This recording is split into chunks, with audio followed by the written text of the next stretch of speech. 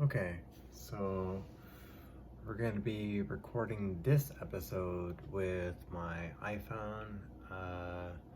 Could not figure out how to get my microphone to work with it this time. We're just trying all kinds of different things. So the first time I did webcam, second time I did iPhone with the microphone. This time I'm just doing straight iPhone XR. So we'll see how it turns out. This could be a testament to the iPhone XR, or it could be a buryment. We will see. Either way, got these cool visuals behind me. Creative Commons. Something I've found on YouTube. Basically, if you look up Visualizer, it's like the first thing that comes up. So, sorry for not giving credit. I don't know who you are. Okay.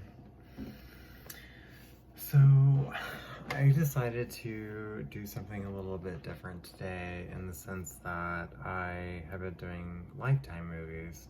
This time I was like, well, let's try something a little bit different. So I tried a movie called All I See Is You. And I found this on Amazon Prime Video. I think it was originally a Showtime movie production. I'm not 100% on that, but it came out in 2017. Amazon Prime was behind it, and it was actually a Universal picture, so it got like a pretty wide release. And you can see why, because the things I will say that are great about this bad movie is that the cinematography is just incredible. They capture these amazing shots. Even the editing is just like spot on. The music is there. Even the acting is there. It's just the story that really leaves something to be desired. At least for me. I don't know. Amazon gave it the 2.5 stars, and by Amazon standards, if it gets 2.5 stars, it must be really bad. But I didn't hate this movie. I didn't hate it. I didn't like it either, but yeah. So anyway, it runs for an hour and 50 minutes. An hour 50 minutes. Which is a little too long for me, but I get like kind of why it did stretch this far along, because God, the cinematography really is beautiful. Just great shots, and I wish there was more to support this movie than that. But that was kind of the main thing for me that I really liked about it. So, still a bad movie, but I think that everyone there had completely good intentions in creating a good movie. So, not gonna hate on it as much as I do the Lifetime movies. Still gonna criticize it, but... So let's see. As far as Blake Lively, who... I'm 33 years old. I am so out of the cultural zeitgeist that I'm like, I know this girl's name. I've seen her like in, red carpet photos. No idea where she's from. I don't know if she's from like Gossip Girl, maybe, or what, like one of those shows. I feel like I wrote down or maybe like Glee. She was from like something like that, maybe. I could be wrong. I don't know. I've heard of her. Don't know who she is. However, having seen what she looks like on red carpet photos, and then seeing what she looks like in this movie, I was like, whoa. I was like, I would not have recognized her, because she's got like a scar on her nose, and her hair is like kind of brunette, and she just looks very like, I don't want to say plain Jane, because she still looks beautiful, but she does not look like the Blake Lively that I have seen and that I know very little of. So, anyway, yeah, so opening scene, there's a sex scene, and it's with Blake Lively and her husband, and it's kind of trippy. It starts out with sex, and kind of like transitions back and forth between these visuals that I can only describe as like, like acid or shrooms, LSD, that sort of thing. Like, it's very strange and very out there and very stylish. And then after the sex scene, I think Blake Lively's like, "Do you think we did it this time?" And so I was like, "Oh, they're trying to get pregnant." So that's what they're going for, Then we find out they live in Bangkok, Thailand, and Blake Lively gets up, she takes a shower, and then she goes out to the balcony to smoke a cigarette, which is like, you were just talking about how you wanted to have a baby, and now you're having a cigarette? Okay. I mean, who am I to judge? But I'm just saying, like, if you really want a baby, probably shouldn't still be smoking. And I say that as a smoker myself, so.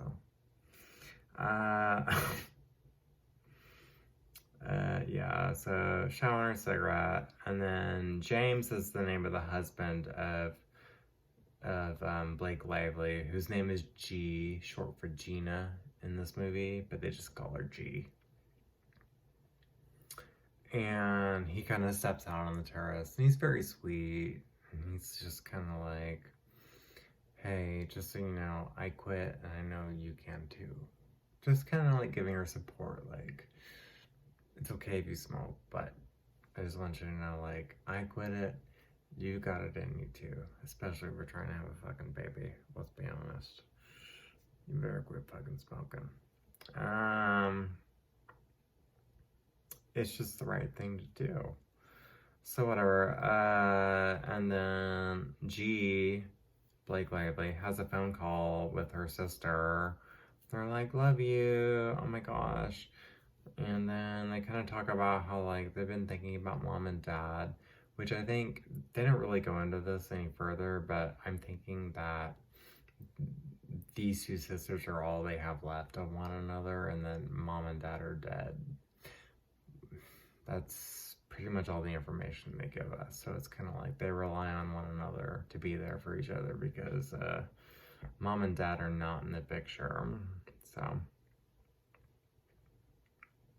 Oh yeah, and then we have like an oh shit scene where we find out that Blake Lively, Gina, is blind. They don't introduce us in the beginning of the movie. I mean, it's in the synopsis, and the movie is called All I See Is You, so I mean, it's there, but like, this is the first time they actually show her, like, after having sex and having a phone call and all this stuff, where like, we're like, oh, she's blind. So she goes out into the city, and the city sounds are, like super overwhelming for her because, obviously, like, if she can't see, her other senses may be heightened. That's what I've heard. I don't know if that's true. I'm just saying it's a possibility. So, yeah, and there I wrote well shot, well edited. Honestly, whoever did the cinematography for this film, I can see why you got a Universal release instead of like a Mar Vista release, because you did some amazing work. Like, just the shot of her swimming in like the Olympic swimming pool. I felt like I was underwater in the ocean with her, and it was beautiful. And so it was really cool. And I wish I had the name of the person who did that, but whoever the fuck did that, you know what you're doing. And if you don't already, you will have a future in Hollywood beyond this bad movie I have to talk about right now. I'm sorry. It's not the worst movie. It's just bad, but anyway, blah blah blah blah blah. We get like kind of and we've been having those kind of flashes throughout the movie of like what it's like to be in the protagonist's like point of vision, because her visuals are like very blurred, but at the same time they look like a video game kind of, and it's like you can see a little bit but not a lot, and so everything's just very like kind of, there's lights and stuff and sound like racing against you, and so we get a little bit of a cool POV about what it's like to be blind. I don't know if that's actually what it's like to be blind. I'm just saying, as someone who's never been blind, I thought these visuals were kind of cool to, as an interpretation of what that might be like. That's just me. It's tense. It's getting intense. And, you know, homegirl's gotta go on because she's getting like what looks like a CAT scan, but it's like an eye scan, but it's like where they put them in one of those like machines where, you know, you gotta go all the way under, like, and then they scan you all over the place. And it was like a CAT scan, but it was for her eyes. I don't know what that's called. I'm not a doctor. But it seems like, especially the architecture of this building, this is a very far advanced Scientological building that is about, like, you know, advanced science and, you know, medical treatment. And so they've got some like really crazy futuristic science that they're like, we can't guarantee, but it could restore her sight. So I think we should try it if she's open to it. In the meantime, you know, while that's going on, we get like shots of her swimming. She really loves to swim. She loves to do her little Olympic laps in the gym pool and that sort of thing. Brings her peace. And okay, I don't know who Karen is yet, but I already forgot. Karen is like, dude, wish you weren't. Okay, so this is like somebody that she swims with, a random person who's like an acquaintance, Karen. And she says, and they say, she says this to our protagonist in the shower, and it's like, what? Karen's like, dude, I wish you weren't blind because your husband James has a huge package. Let me just tell you, I've seen it like coming out of the swimming pool. And it's like, okay, first of all, our protagonist may be blind, but I think she can feel the size of a penis, taste the size of a penis, maybe, you know, and then other things. So, like, I don't need you telling me how fucking big you think my husband's package is. Especially when he just came out of a cold pool. It's probably even bigger than that, bitch. So, yeah, it was totally, like, just out of line. Like, who do you think you're talking to? Who are you? And our protagonist didn't really, like, respond negatively or positively to it. She was just kind of like, huh? So it was just one of those things that happened where even I was just kind of like, huh? Like, why would you say that to somebody? So Karen, just stop it, okay? That's my request for you in this movie, is just stop it. So, okay, blah, blah, blah, blah. Let's see. There's a next door neighbor. Okay, so they live in Bangkok. Dogs aren't treated as well there. And our protagonist is kind of like Blake Lively. What's her name again? What do they call her? G. So G is kind of like friends with the little kid of the parents who raised the son or daughter or whatever of this neighbor, and they see each other in the hall, and they kind of like, you know, exchange pleasantries here and there. And then this poor little kid, he's like, yeah, you know, my mom's pregnant, there's a lot going on, and she said she's gonna put our dog down. And she's like, well, she can't just put the dog down for no reason, like, unless it's sick. Like, I know she's got a lot going on, but that's not okay. And so, G decides to adopt the dog, which is really sweet. Thank goodness for G. I mean, I can't even imagine.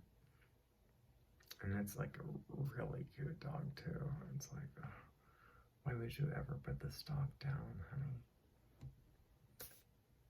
So that was one of the moments in the movie that kind of broke my heart a little bit, was that this little kid had to come to terms with like his parents being like, we're going to put the dog down because we have another child coming.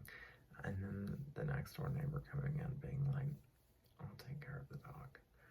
I actually thought that was really sweet, and maybe one of the most poignant movies in the movie for me.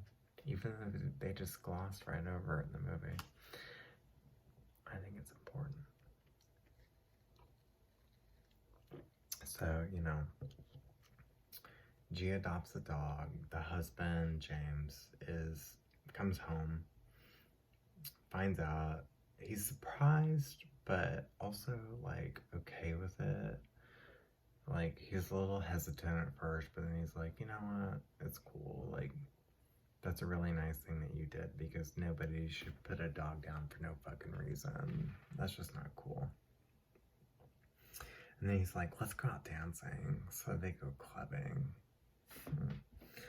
And I wrote awesome visuals, because I was like, there were some pretty cool visuals there. And it's all supposed to be like from the perspective of a blind woman, even though it looks more like what's the last movie I saw that looks like this? The Neon Demon. Can you remember the visuals from the Neon Demon? It's kind of like that, like when she's in the club, like there's like shapes and like neon lights, and they're all kind of, yeah, I don't know. It's, see it for yourself. One of the things I did in my last video that I thought would be fun doing this video is because I'm writing in my little helpful journal. I totally got this, is the name of it. On my first page, the quote is, "Don't you worry about me, I'll always come out on top." Honey, if there's a quote I can love any more than that, it's gonna be hard to top, because that's a great quote. And that comes from Astrid Lindgren. Good quote. The next one is by somebody named, and I'm gonna get this name pronounced wrong because I'm stupid American. Vitas Jairelitis. And he said, nobody beats Vitas Jairelitis 17 times in a row. I don't know what, and this is like a subreddit / no context situation.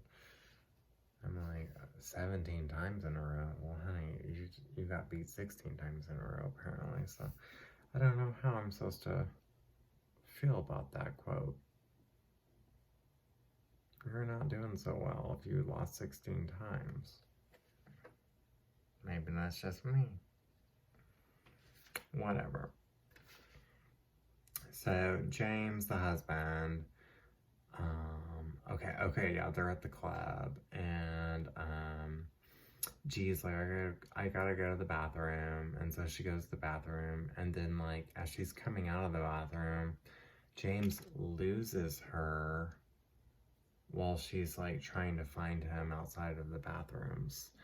And there's this weird shot where it's like him watching her for like a good like 3, maybe 4 seconds of her trying to find him and him not responding. So it's like, oh, like, this guy is trying to make her develop a dependency on him. That's what I got from it. It scared me. It scared me. Yeah, I wrote developing dependence much. But the husband gets his when he comes home because James, whenever they come home, they have that new dog. And this dog is like piss and shit everywhere.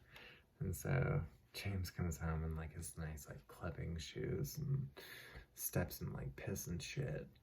And and that's what you fucking deserve, bitch.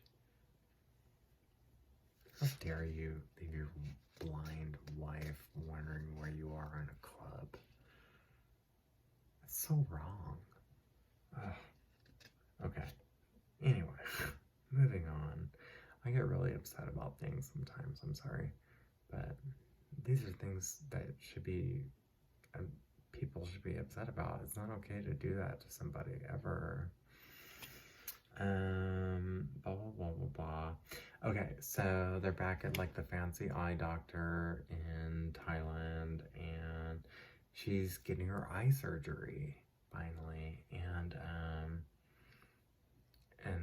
after it all takes place, she can actually already see a little bit better, but they're recommending she keep her eyes closed because it's like blurry as fuck still. And one of the things she tells James, her husband, which I love, she's like, "You look different from what I pictured in my mind." Whoa. Whoa. Okay. And I wrote like, it's blurry as fuck, like LASIK. I had the LASIK eye surgery done. I used to wear like glasses and contacts. I'm 33 now. I was 18 when I had the LASIK surgery done and wore glasses all before that. And I will say, I can still see perfectly today. LASIK worked for me.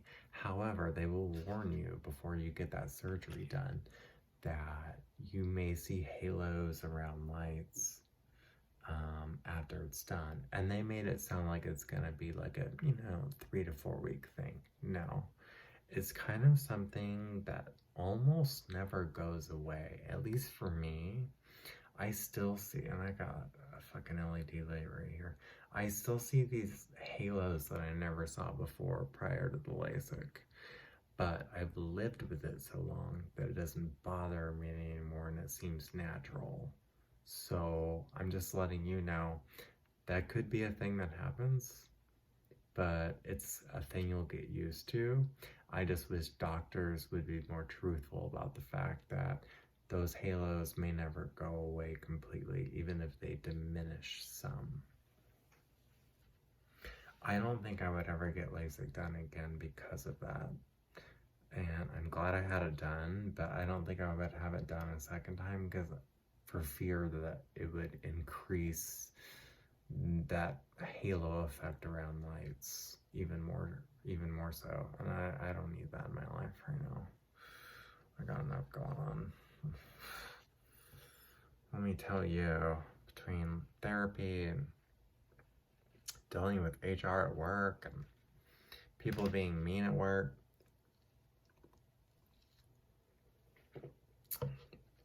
I don't need more halos.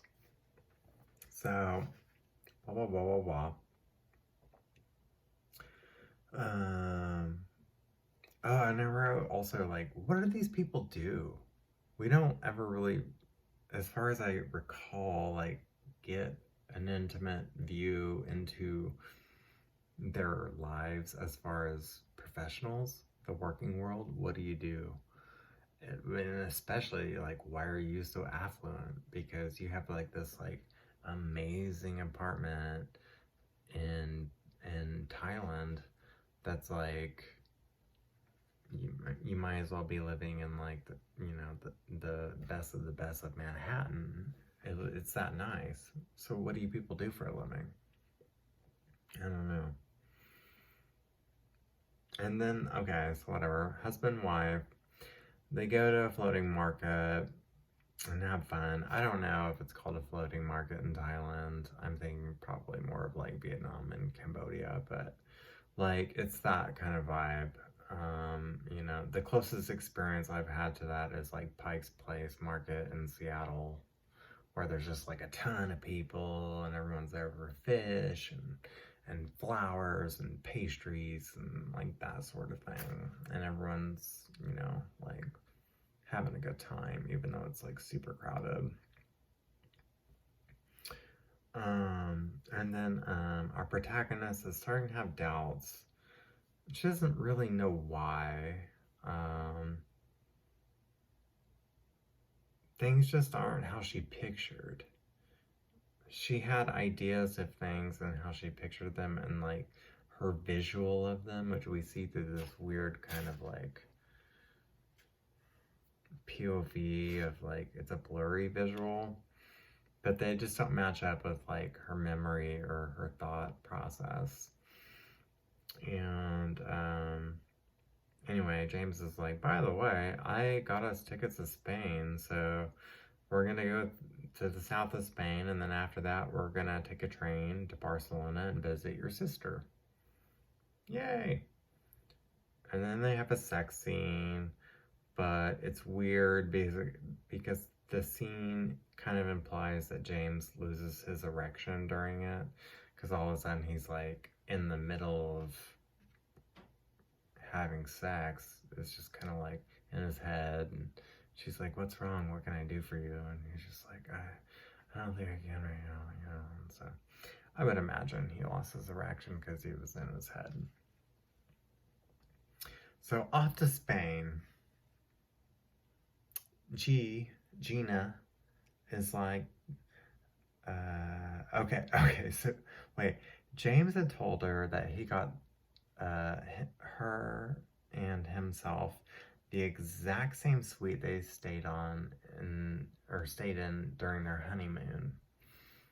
This exact same one, so we can like relive it and you can see it, and it'll all be there for you. G, whose eyesight's still not the best, is like, this is not the same suite we shared on our honeymoon. You said it would be the same one. And he's like, no, you're just not remembering things correctly. Let's go kayaking. So they go kayaking. And then again, James, leaves what's her face alone. And she's kind of like lost but doesn't really care. And James is like mad about this. It's like he purposely, from what I got from it at least, he purposely separated himself from her during the kayaking trip so that she would feel the need to rely upon him. However, she's having so much fun kayaking, she doesn't even notice he's there. So, go you. That's awesome. Go Gigi.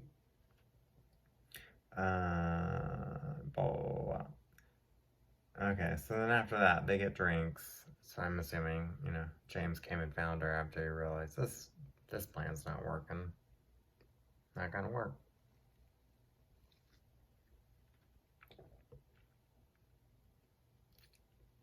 So they get drinks, and then G demands they ask the hotel bar manager if they actually have the same room as the one they had on their honeymoon, because she was like, he may know. She was like, "What? Let's find out from this guy." And James is like, no.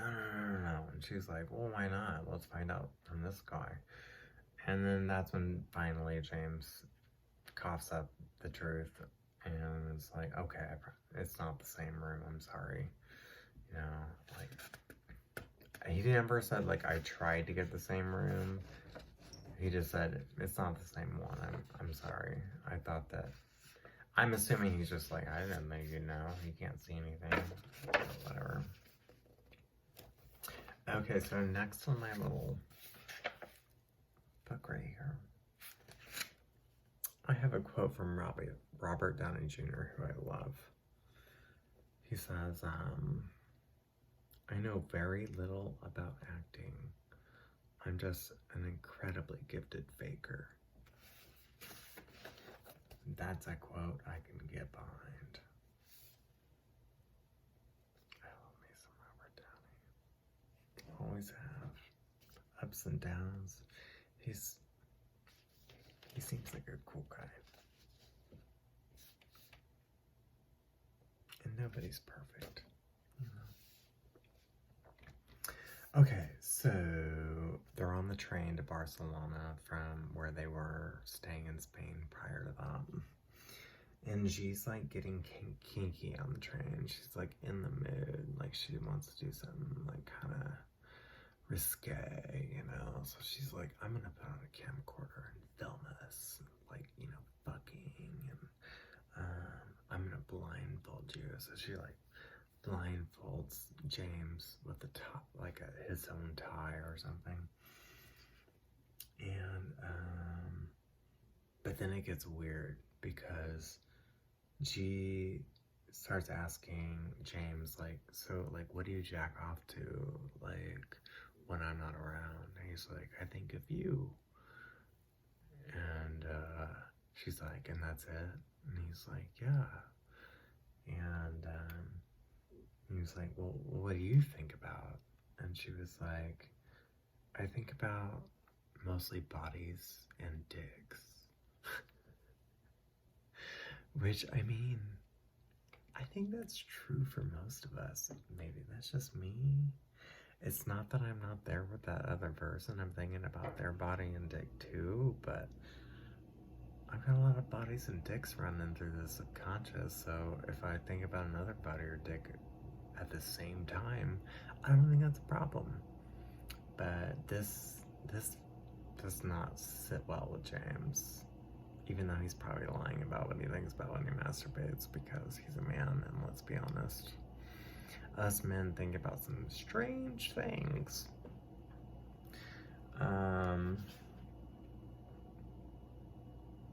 And then it's weird because he's tied up and he's like asking her to be let go. Like he's blindfolded, he's tied to the bed, and she kind of holds him captive for like a little too long. Like she's getting like a pleasure out of it. Like, I'm just gonna keep captive for a little bit longer.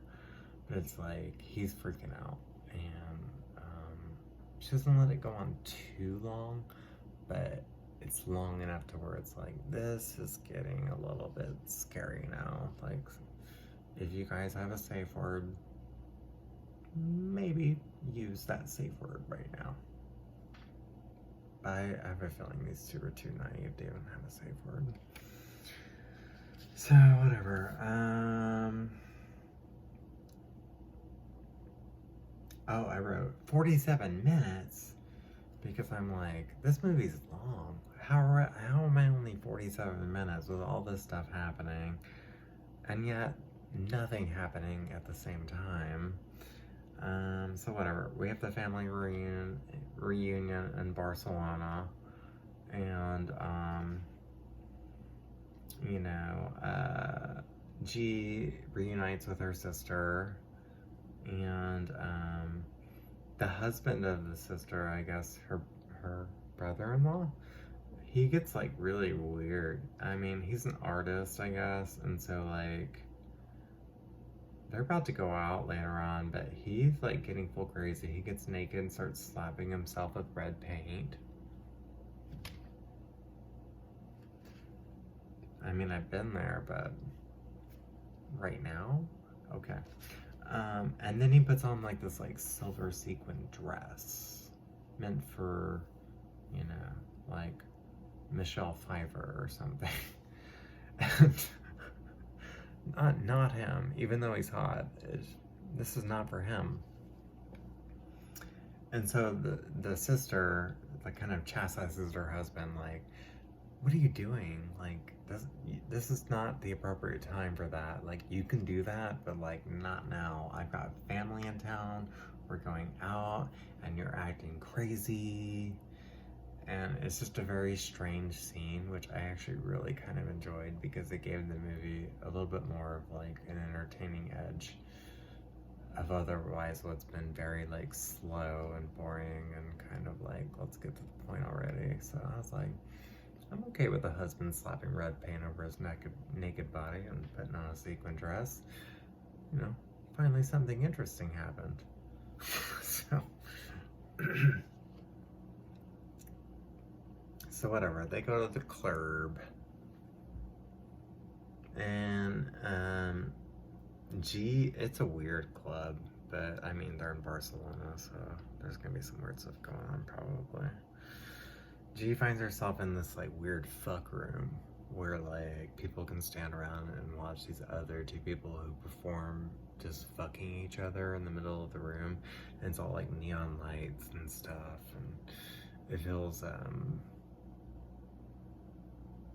I'm not really sure what to compare it to, but it's just like one of those things where it's like, okay, this is happening now. This movie has taken a strange turn. And so, you know, I guess it's like a fuck room for exhibitionists and voyeurs or something like that. But G loses it in the street afterward when someone tries to grope her, and her husband doesn't really fight back for her. Like, someone gropes her and her husband's like very passive. And then strangely it turns into an argument where, you know, our protagonist's sister and her weird husband have a fight about it, and then afterward they fuck about it. So I can't wait to visit Barcelona. I hope to go there someday. See how they do things. You know, and I wrote, you know, in parentheses, these poignant moments seemed like a little forced and a little too long, even though, like, as I said, the cinematography is amazing, and I think that's why even the editor just stuck on it for so long, is because they have these really beautiful shots and really cool edits, and it's a shame that the story didn't quite deliver what these other shots could have really been, I don't know, more impactful toward the movie. Either way, I enjoyed them, but it was just like, we could cut this movie down by 30 minutes easily if you guys can't get to the point. So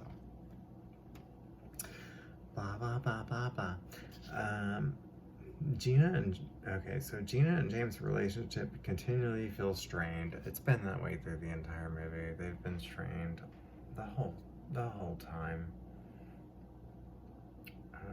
And I'm just like, we get it. We get it. Like, this is what you've been showing us the whole movie. So, excuse me. Can there be some development in regards to this? Because we just keep seeing the same thing over and over. We get it. They're strained. What's gonna happen as a result of that? And why is it taking so long to get there?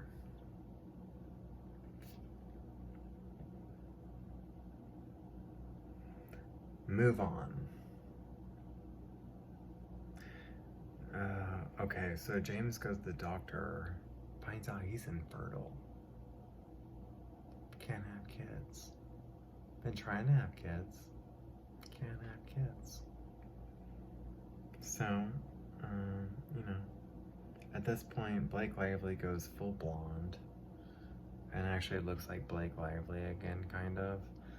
And I'll hand it to her because I don't know her that well, but in the beginning of the movie, I would have never been like, that's Blake Lively.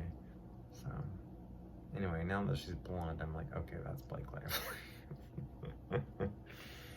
It looks kind of like a wig, though, but I feel like it could just be like that post-bleach dryness that you get whenever you bleach your hair, if you've ever bleached it. Sometimes it gets a little dry, you get the split ends, so I'm not entirely sure if it's a wig or just like, you know, like she needs some more conditioner and time. But she looks like Blake again. Next thing in my book, I am the master of my fate. I am the captain of my soul. William Ernest Henley. Bye. So let's see how much longer we got, because 40. Okay, good. We only have 2 more pages left. We're gonna go through this quickly. I'm gonna go through it fast. Alright. Over dinner, James is like, don't dress so slutty, in so many words. He's basically telling her don't dress like a slut. She hasn't been dressing like a slut. I don't know why he's even saying that. So G goes to check out a house for sale in the meantime, blah, blah, blah. She's like, I found our house, you know, ignore the dead bird that just flew into our window, you know. A dead bird flew into their window while they're having this conversation where she's like, I found a new house, you should go check it out. And then her response is, don't worry, I'll freeze it. A dead bird flies into your window and your response is, don't worry, I'll freeze it. Okay. I don't know what religious sect you grew up in where that's a normal thing, but okay. So anyway, sister is concerned that G's eyesight is getting worse again, and I wrote, it's probably James, LOL. James can't stop playing this recording, and he's been doing this throughout the movie, where whenever they were, she was recording where they were gonna fuck, and then had that weird moment where G is just like, I just get off to bodies and dicks. It's bothering him, and he's like watching it over and over, like, she just gets off to bodies and dicks. Like most of us don't. Are you fucking kidding me? I mean, I get off on personality too, don't get me wrong, but bodies and dicks are where it's at. Why is this? Okay. So yeah, every doctor, or no, the eye doctor is like, sees homegirl and is like, what the fuck, something's not right. And she admits that she's losing her vision again, and she thinks it's to James. Then she fucks, I think, her sister's husband. I'm not 100% on this, but she fucks somebody else. I think it's her sister's husband, but I do not know that for a fact. Either way, she fucks somebody else. While James is out to go see the house that she said she wanted earlier. So, I don't know, like, this guy that she fucks and her connect over dogs and her eye and that sort of thing. And James is like, I bought that house you wanted. Like, he came home and was like, I bought the house you wanted. Like, I'm doing everything for you. Then the dog calls and says to homegirl, like, the eye drops that you gave me to test are inconsistent with the ones that I gave you. That's why they're not working anymore. Next page, quote is, I think this is the last page too, so, yeah. So the next page is, sometimes you just have to put on lip gloss and pretend to be physical. And that comes from Mindy Kaling. I have been known to put on lip gloss and pretend to be physical. Sometimes you just gotta. So whatever. Cut 2. G is with the police because the apartment's been ransacked, it's been burglarized, it's been broken into, everything's a mess, you know. And so she decides, like, after that, like, I'm gonna go relax, I'm gonna go swim, because swimming is my thing.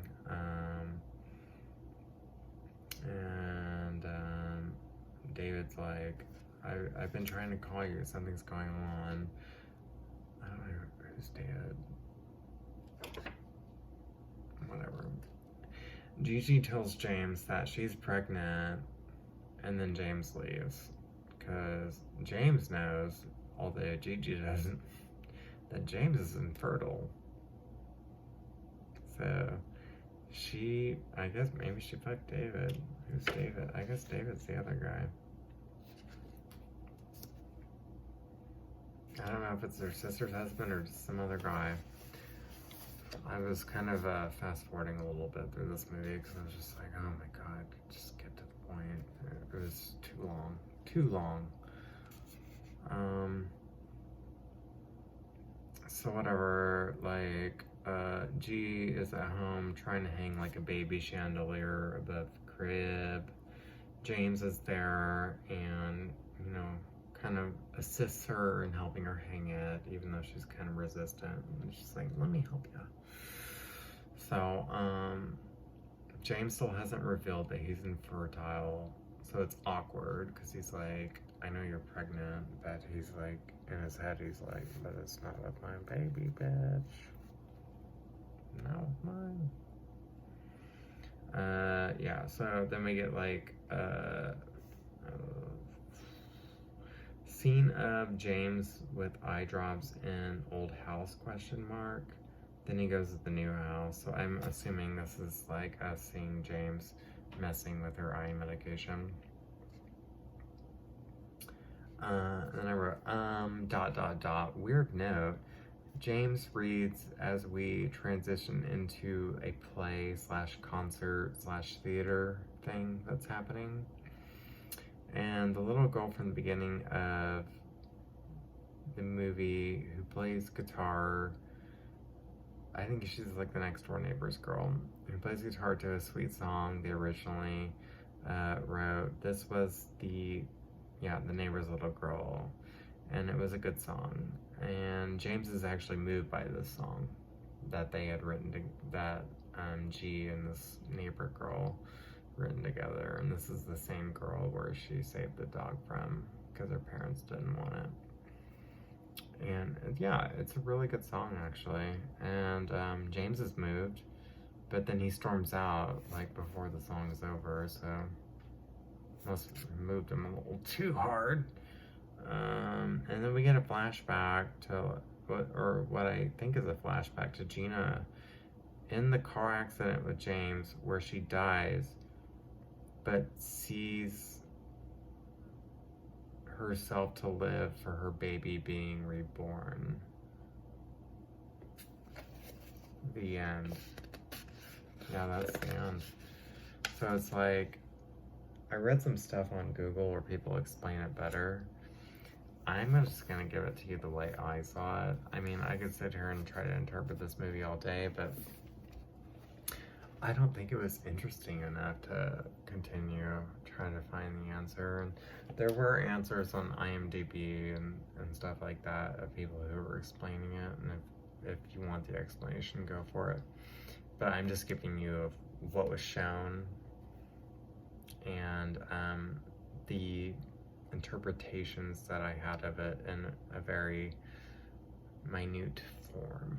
So I hope you enjoyed this YouTube video, and I hope you keep watching, and thanks so much everyone for, you know, all the nice comments that I received, and